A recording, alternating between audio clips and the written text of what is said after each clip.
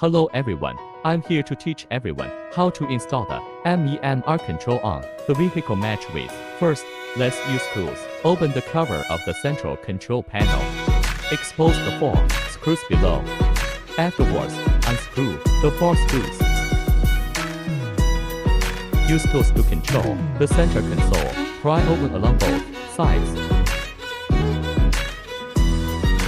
Unplug the 2 interfaces in it.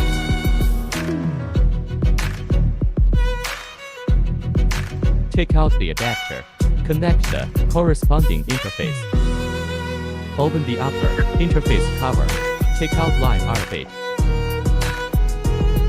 Then put it into us. Insert the adapter properly. Take out the mode switch R pin.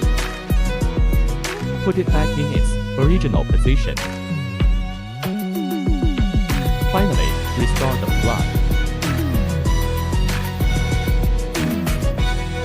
After installing the steering wheel, connect the 2 sockets. Press the button. Adapter once the red light is on. The installation is complete. Now press the adapter below. Press the MR key while flashing. Repeat operation until pressing the MEMR key. The indicator light below wheel also simultaneously flashing indicates successful installation.